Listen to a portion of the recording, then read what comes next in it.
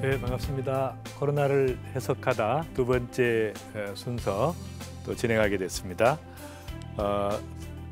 오늘은 두 번째 코로나가 주는 영적 교훈에 대해서 나누도록 하겠습니다. 저는 이제 이 현상을 보고 딱 생각나는 말씀이 있었어요. 그 말씀이 이제 이사야 51장 15절의 말씀인데요. 나는 내 하나님 여호와라. 바다를 휘저어서 그 물결을 흔들게 하는 자이니 그의 이름은 만국의 여호와니라. 제가 이 말씀을 이제 보게 됐는데, 말하자면 지금 이 모든 엄청난 세상을 뒤흔들어 놓는, 휘젓는 이런 현상의 핵심은 뭔가? 배우가 말하자면 이것이 정말 이 모든 현상 가운데 이걸 주도하시는 계시는 분이 누구신가? 근데 이제 그게 바로 만군의 여호와라는 겁니다. 말하자면 우리가 코로나를 두려워할 것이 아니라 만군의 여호와, 하나님을 두려워하는 자로 하나님께 집중하는 그런 기회가 됐으면 좋겠다 하는 마음이 있었어요. 말하자면 이 바다를 휘젓는 이런 모든 현상들이 하나님께서 주도하시는 것이다. 그래서 저는 이 너무너무 고통스러운 현실을 보면서 알렉산더 솔제니친의 말이 생각이 났습니다. 말하자면 양파처럼 역사의 껍질을 계속 벗겨보면 알맹이는 다 영적인 것이다. 그러니까 모든 역사의 사건들의 알맹이는 영적인 것이다. 그것이 이제 솔제니친의 말인데요. 저는 이제 이 코로나 바이러스를 보면서 그런 생각을 하게 된 것이죠. 이것이 과연 어떤 의미가 있는가? 우리에게 어떤 영적 교훈을 주는가? 뭐라고 말씀하시는가? 하나님께서는 그런 차원에서 이 바이러스를 이렇게 보면서 딱 생각이 났어요. 이렇게 정말 죽어가는 수많은 분들을 보면서 제 마음속에 정말 이런 비극이 없죠. 너무 많은 사람들이 죽어가는 데다가 이분들이 정말 장례식도 제대로 못하고 냉동으로 얼린 그런 상태에서 그냥 땅에 집어넣어서 집단으로 매장하는 말도 안 되는 현상들이 일어나고 있는데, 이렇게 죽어가는 수많은 분들을 보면서 민수기 21장 9절이 생각이 났습니다. 모세가 놋뱀을 만들어 장대 위에 다니 뱀에게 물린 자가 놋뱀을 쳐다본 즉 모두 살리라. 말하자면 이 불뱀에 죽어가는 수많은 백성들이, 불평불만으로 죽어가던 이 백성들이 놋뱀을 보기만 하면, 놋뱀은 뭡니까? 예수님께서 죄인이 아닌데 죄인처럼 십자가에 달리신 것이죠. 그러니까 놋뱀이에요. 그러니까 가짜 뱀인데 바로 예수님이죠. 예수님 바라보기만 하면 다 구원을 받았다는 거죠. 어떤 상태든지 이분이 누워있든 넘어져 있든 앉아있든 관계없이 어떤 상태든지, 그래서 죽어가는 분들이 정말 예수 그리스도를 바라보면서 정말 구원함을 받는 은혜가 정말 있기를 간절히 기도하고, 정말 로마서 10장 10절에 누구든지 주의 이름을 부르는 자는 구원을 받으리라는 말씀이 정말 그들이 주의 이름을 부르면서 주님을 만나는 은혜가 있기를 기도합니다. 그리고 이제 이런 수많은 현상들을 보면서 정말 모든 영광은 풀의 꽃과 같으니 풀은 마르고 꽃은 시들되 오직 주의 말씀은 세세토록 있도다. 이 말씀이 생각이 났습니다. 그래서 어떤 상황이든 간에 우리가 주의 말씀을 붙잡고 나아가는 것이 바로 코로나가 주는 중요한 의미라고 생각을 합니다. 저는 하나님께 집중하는 기회가 돼야 된다. 말하자면 이 모든 상황 속에서 상황을 보지 말고, 현상을 보지 말고, 또 코로나에 집중하지 말고 정말 하나님께 집중하고, 그분이 우리에게 주셨던 나라가 임하옵시오라고 우리가 기도했던 수많은 사람들이 주기도문을 통해서 하나님의 나라가 임하는, 이 땅의 소망이 아니라 하나님의 나라의 소망을 두는 그런 역사가 또 일어나기를 기도합니다. 특별히 이제 제가 유의할 사람이 이분인데요. 이분이 이제 전 세계 사람들이 석학이라고 인정하는 히브리 대학의 역사 교수죠. 유발 하라리라고 하는 사람인데, 이제 이분이 이제 쓴 책에 보면, 최근에 파이낸셜 타임즈에 기고한 그 내용을 보면 코로나 이후의 세계 질서에 대해서 이런 말을 하고 있습니다. 최근 몇 년 동안 정부와 기업들은 첨단 기술을 사람을 추적하고 감시하고 조작하는 데 사용해 왔습니다. 그러나 우리가 유의하지 않는다면 이번 전염병은 감시 체제 역사에서 중요한 분수령이 될지도 모릅니다. 지금까지 거부해온 국가의 대대적인 보안 감시 보급이 정당화될 뿐 아니라 감시 기술 자체가 근접 감시에서 밀착 감시로 전면적으로 전환될 수도 있기 때문입니다. 굉장한 말을 하고 있습니다. 말하자면 이제 이 코로나 이후에 세계 질서가 바뀐다는 거예요. 왜냐하면 우리가 9/11 때 미국의 그 쌍둥이 건물 폭파 사건 이후에 전 세계의 공항 감시 체계가 바뀌었어요. 20년 동안 완전히 바뀌었습니다. 그런데 똑같이 만약에 이런 사태가 일어난 다음에 빨리 마무리가 되든 시간이 걸리든지 간에 이 사태가 끝나고 나면 이제 모든 사람의 질병 감시 체계가 바뀌는, 말하자면 모든 사람을 감시할 수 있는 체계로 바뀐다는 것이에요. 그래서 이것이 감시 체계 역사의 분수령이 된다는 겁니다. 국가의 대대적인 보안 감시 기구들이 이런 것을 보급하는 것이 정당화되는데, 더 이제 놀라운 것은 이런 얘기예요. 근접 감시에서 바로 밀착 감시라는 이 몸 안에다가 생체 칩을 집어넣어 가지고 이것으로 모든 사람의 체온을 측정하고 건강 상태를 측정하는, 그러니까 굉장히 명분은 좋지만 완전히 그 모든 사람의 인권을 무너뜨리는, 모든 걸 건강 때문에 반납하는 이런 사태가 올 수 있다는 거예요. 그게 무서운 것입니다. 물론 유발 하라리는 세계 통합 체제를 찬성하는 사람입니다. 굉장한 무신론자예요. 그러니까 이런 분들이 주도하는 그 그룹에서 이런 말이 오고 가는 것은 굉장히 중요한 의미가 있어요. 왜냐하면은 빌 게이츠가 2015년 3월에 테드 연설을 통해서 장차 코로나 바이러스가 전 세계 핵폭탄보다 더 큰 위협이 될 것이라고 예측을 했습니다. 그리고 2016년에는 예방 접신을 전 세계 사람들에게 해야 된다고 이야기하면서 추적이 가능한 전자칩 아이디를 사람들에게 삽입하는 내용의 UN ID 2020 사업의 공식 후원자가 되었습니다.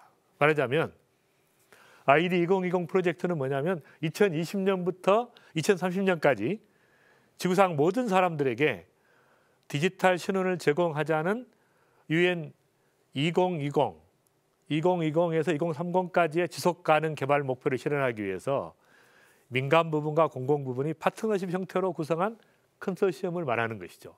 말하자면 이제 앞으로 10년 안에 지구상의 모든 사람들에게 디지털 아이디를 제공하자는 것이 이들의 목표예요. 유엔의 목표입니다. 이것이 이제 잘 아시는 것처럼 성경의 종말론과 밀접한 관련을 가지고 있습니다. 말씀을 아는 사람은 이게 무슨 뜻인지 알게 되죠. 저는 이제 이런 상황에서 성도들이 정말 지금까지 우리가 살았던 유람선 신앙에서 정말 우리끼리 모여서 예배하고 찬양하고 기뻐하고 위로하고 치유받는 이런 단계에서 전투함 신앙으로 바뀌어지는, 말하자면 이 정말 하나님께서 우리에게 주신 이 사명을 감당하는 모든 성도들이 사명자로 서서 정말 우리에게 주신 세계 선교의 사명을 감당하는 전투함 신앙으로 바꿔지는 계기가 됐으면 좋겠다. 그런 마음이 있습니다. 또 고통받는 수많은 사람들을 정말 그 줄이고 목마르고 헐벗고 굶주리는 사람들, 특별히 그 코로나 때문에 고통받는 사람들을 돌보는 이런 체제로 바뀌어져야 된다는 것이.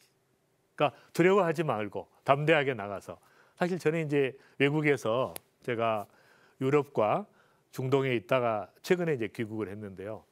그래서 이제 마이너스로 이렇게 검사를 해보니까 저는 이제 감염이 안 됐다 그러고 또 2주일 동안 자가격리를 했는데 대구에서 자원봉사 신청을 했어요. 근데 이제 아직까지 연락이 없어서 제가 취소를 했습니다. 왜냐하면 이제 너무 길어지니까. 제가 어떤 마음이 있었냐면, 제가 이제 그 사랑의 봉사단을 통해서 전 세계 사역을 하는데 어떻게 국내에서 고통받는 사람 돌보지 않느냐, 또 그런 마음이 좀 있어서 제가 이렇게 신청을 했는데, 중요한 것은 정말 그 고통받는 사람들에 대해서 그 초대 교회나 중세 크리스찬들이 이런 질병들이 있어요. 열정적으로 고통받는 사람들을 돌보고 사랑하고 섬겼던 것처럼 저희도 위축되지 않고 담대하게 살아야 된다는 거예요. 그러니까 초대교회가 가지고 있는 이 부활신앙과 그다음에 자기 자신을 잘 관리하는 지혜로운 면역 관리를 통해서 우리가 담대함을 가지고 수많은 고통받는 사람을 돌보는 쪽으로 방향 전환이 돼야 된다는 거예요. 그래서 이제 제가 이 말씀을 좋아합니다. 너는 알지 못하였느냐, 듣지 못하였느냐. 영원하신 하나님 여호와 땅 끝까지 창조하신 이는 피곤하지 않으시며 곤비하지 않으시며 명철이 한이 없으시며 피곤한 자에게는 능력을 주시며 무능한 자에게는 힘을 더하시나니 소년이라도 피곤하며 곤비하며 장정이라도 넘어지되 쓰러지되 오직 여호와를 앙망하는 자는 새 힘을 얻으리니 독수리가 날개치며 올라간 같을 것이요 다른 박자라도 곤비하지 아니하겠고 걸어가도 피곤치 않는다는 하나님의 말씀을 붙잡고 담대하게 승리하는, 코로나를 두려워하지 아니하고 철저하게 자기 관리를 하면서 이웃을 돌보는 그런 그리스도인들이 되기를 바랍니다.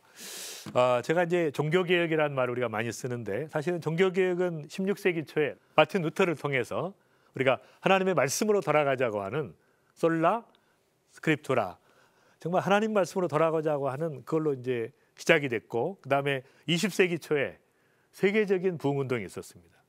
대각성운동이 있었습니다. 이런 그 성령에 의한 역사가 있었고, 그 다음에 이제 세 번째 혁명은 구조의 혁명이 돼야 됩니다.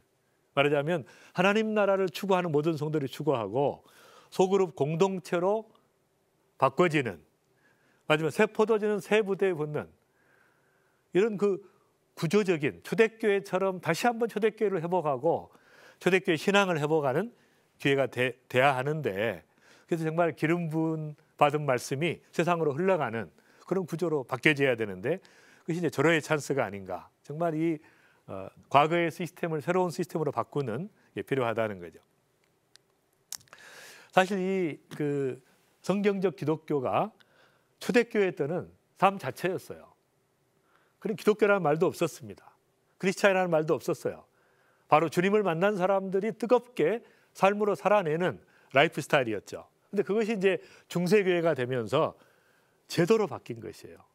근데 이게 이제 유럽 교회로 가면서 컬처로 바뀌었어요. 유럽 교회는 본질은 없고 음악과 미술과 건축만 있는 것이죠. 이게 이제 미국으로 가면서 그 기업으로 바뀌었습니다. 말하자면 교회가 마케팅을 하고 좋은 장소를 찾고 이런 그 마케팅 기법을 도입하는, 다시 이제 우리가 다시 한번 회복이 돼야 되는데 미래 교회는 정말 초대교회처럼 라이프 스타일로 회복되는, 정말 그리스도의 신부로 살아가는, 모든 사람들이 삶의 현장에서 그리스도의 증인으로 살아가는 놀라운 일이 일어나기를 제가 기대합니다. 마지막 시대에 이 두 가지 이슈가 있죠. 정말 충만이라고 하는 하나님 나라의 충만과 마지막 하나님의 언약이 성취되는, 아멘 주 예수의 오시옵소서, 마지막 언약이 성취되는 이 성취라고 하는 풀리스와 풀필먼트라고 하는 두 가지의 중요한 이슈가 있습니다. 근데 제가 이제 이때 생각나는 것은 바로 십자가의 복음이죠.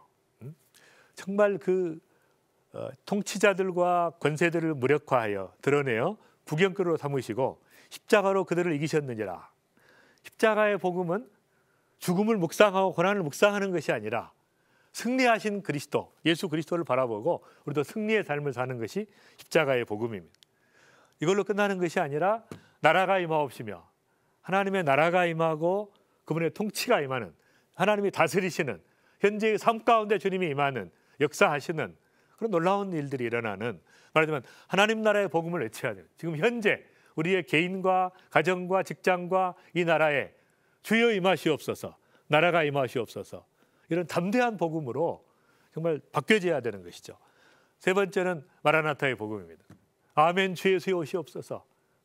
우리의 목적이 마지막 종말을 향해 가는 이 세대 가운데 정말 담대하게 아멘 주 예수의 오시옵소서, 마라나타의 복음으로 무장되면서 정말 시대를, 다 두려웠던 시대 가운데 담대하게 그리스도인들이 빛과 소금으로 살아가는 그런 놀라운 일이 일어나기를 바랍니다.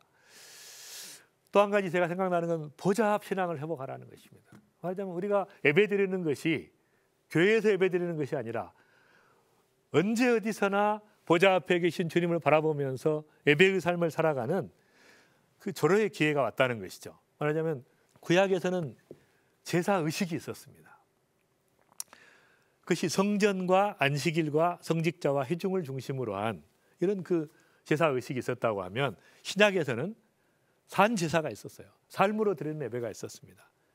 정말 수많은 사람들이 모이는 것이 아니라 소그룹으로 모여서 시와 찬송과 말씀과 감사와 정말 지혜를 나누고 권면하면서 코인의 이루어가고 그리스도를 증거하는 증인의 공동체, 진리를 실천하는 공동체, 사랑하는 공동체로서의 모습을 보여줬던 것이죠.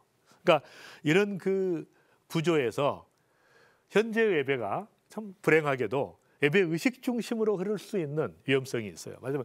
건물 중심으로, 프로그램 중심으로 목사님에게 집중하는 이런 예배가 아니라, 이제 정말 이런 모든 상황을 통해서 미래의 예배는 삶의 예배로 산제사로 바꿔지는, 내가 선 곳이 거룩한 땅이고 내가 있는 곳이 바로 주님의 뜻을 이루어가는 장소고, 또 우리가 모일 때는 각자의 삶의 예배를 드리고 그 결과를 모아가지고 이걸 나누는, 말씀을 나누고 간증을 나누고 감사를 나누고 같이 식사를 나누는 이런 공동체로 그 영성과 공동체성이 회복이 돼야 되고, 사람에게 집중하는 것이 아니라 정말 주님께 집중하면서 모든 성도들이 사역자가 되는 그런 그 놀라운 일들이 일어나기를 기대합니다. 그래서 저는 정말 이 절호의 기회인 것 같아요. 우리가 지금까지 드렸던 예배 의식 중심의 예배가 아니라 정말 삶으로 드리는 예배로 회복될 수 있는 그런 기회가 아닌가, 그런 생각을 하게 되고요. 제가 이제 이런 생각을 하게 돼요. 만약에 다시 모일 수 있다면 우리가 그때는 열심히 모이라는 거죠. 모일 수 있는 기회가 있을 때. 그러나 흩어져도 다시 못 모여도 절대 문제가 없는 구조로 성도들을 훈련시키고, 성도들이 정말 가정교회를 통해서 어디에 가든지 또 삶의 현장에서 또 그리스도의 증인으로 승리의 삶을 살 수 있는 구조로 또 바뀌어지는 것이 중요하지 않을까 싶습니다. 골로새서 3장 16, 17절 제가 참 좋아하는 말씀인데요.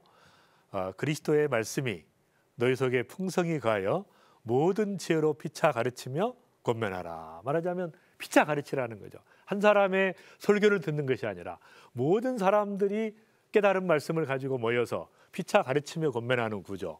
그다음에 시와 찬송과 신령한 노래를 부르며 감사하는 마음으로 하나님을 찬양하고, 또 무엇을 하든지 말에나 일에나 다 주 예수의 이름으로 하고 그를 힘입어 하나님 아버지께 감사하라. 말하자면 이 감사의 삶과 찬양의 삶이 체질화되는 것이 중요하다. 그래서 이렇게 피차 가르치고 권면하는 구조 속으로 가야 되는데, 저는 이제 이것이 참 중요한 거라고 생각을 하는데, 왜냐하면 최근에 이 학습 효율성 피라미드라는 하브르타 교육이라는 것이 이제 알려지면서 이 그래프를 보시면 굉장히 특징적인 것이 있는데요.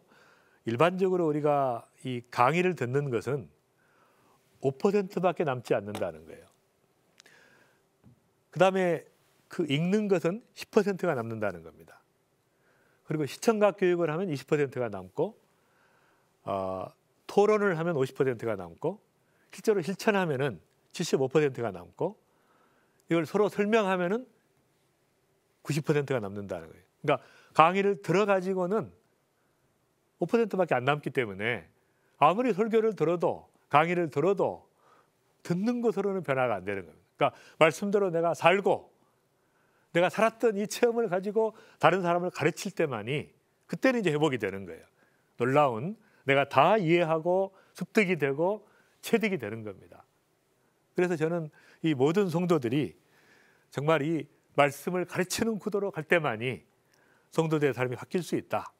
그래서 이제는 우리가 보통 이야기하는 만인 제사장에서 만인 사역자로, 전 성도를 사역자로 키워서 어떤 상황이 와도 이들이 흩어져서 전 세계의 말씀을 전하는 이런 그 사역자들로 키워내는 것이 아마 이번 코로나가 주는 중요한 영적 교훈이 아닌가. 또 하나 중요한 것은 신속한 세계 복음화입니다. 정말 이런 모든 상황들이 뒤흔들어 놓는 이때에 정말 그리스도인들이 복음을 전하고 신속하게 세계 복음화에 헌신하면서 하나님의 뜻을 이루어가는 이런 종말론적 신앙을 회복하는 것이 필요하다고 봅니다. 그래서 이 대추수에 대한 마지막 주님이 주신 지상명령, 하늘과 땅의 모든 권세를 내게 주셨으니 그러므로 너희는 가서 모든 민족을 제자로 삼아 아버지와 아들과 성령의 이름으로 세례를 베풀고 내가 너희에게 분부한 모든 것을 가르쳐 지키게 하라. 내가 세상 끝날까지 너희와 함께 하리라.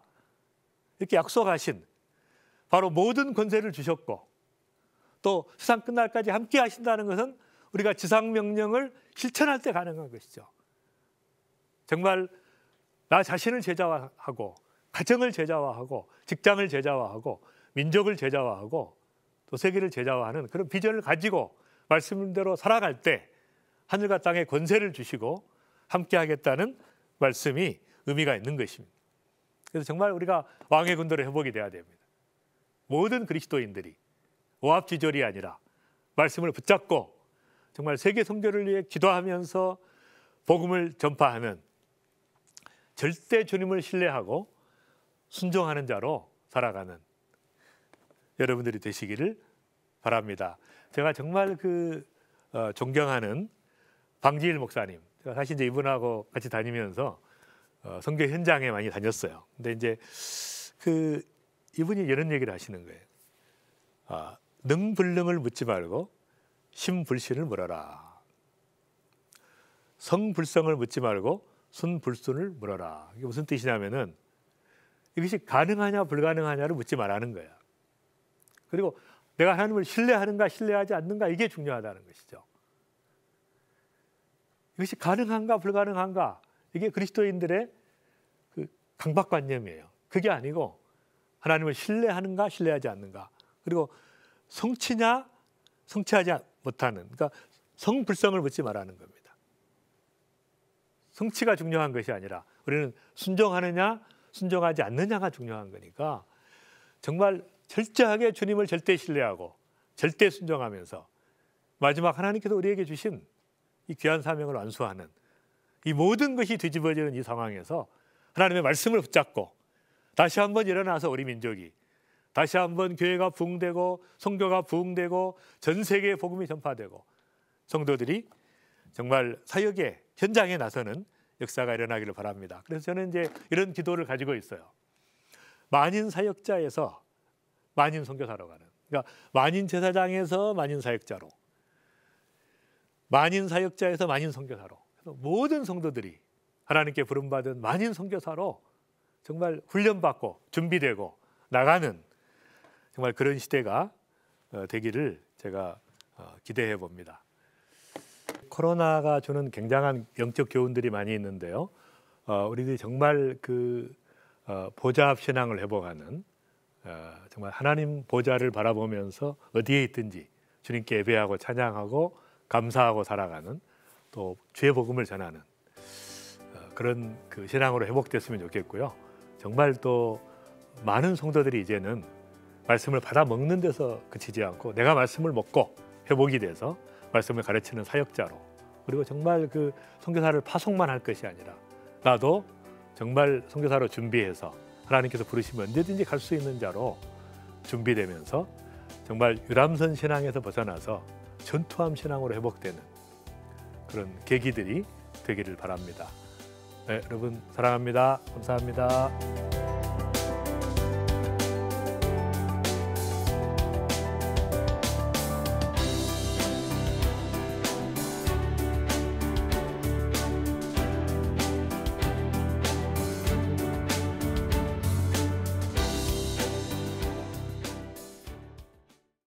이 프로그램은 CTS 방송가족의 사랑과 후원으로 제작되었습니다.